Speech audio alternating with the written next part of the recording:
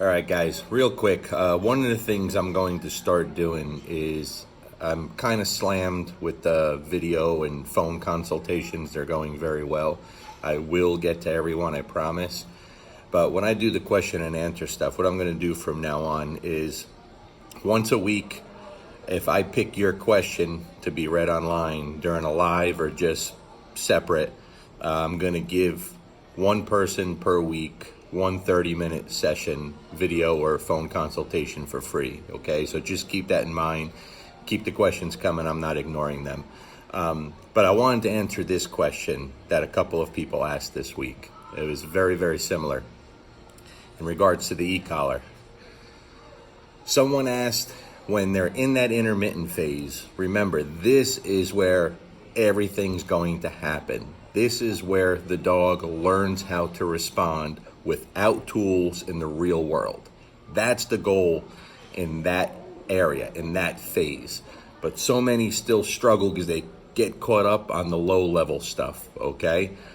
Okay, so the question was, in that intermittent phase, when you're going through those 4 different combinations, when you're calling the dog to recall without the use of the e-collar and the dog doesn't respond, how do you reinforce the command? They want to know, do you use the leash? What do you do? You shouldn't have that question, okay? That's the best thing that could happen. That's what you want. This is where you want the dog to blow you off, okay?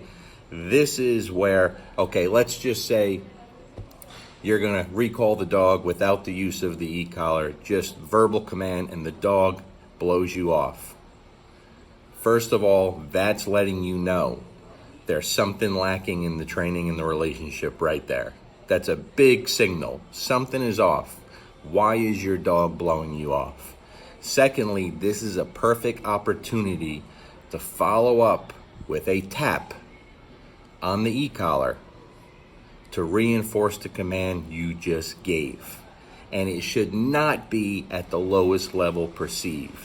It should be aversive enough that the dog wants to avoid it in the future. That's very, very important. Perfect opportunity to teach the dog so much right here. When that dog is away from you and you call him and he gives you the middle finger, again, there's an issue in the training that shouldn't happen. You have to look at your training, look at your relationship. And at the same time, this is a perfect opportunity to follow up with a tap on the e-collar after the command when the dog does not respond. And it has to be aversive enough that the dog wants to avoid it in the future.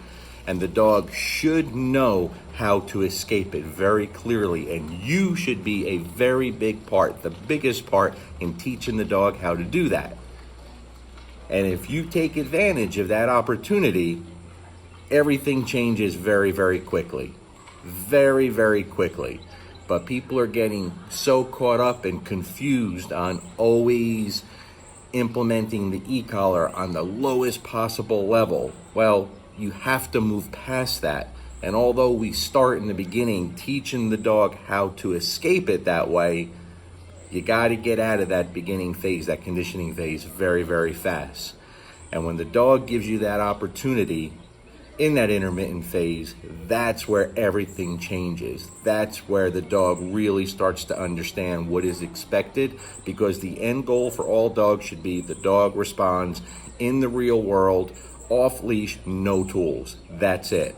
And so many people have trouble getting there because they fail in this section, in this phase. I hope that helps. Peace.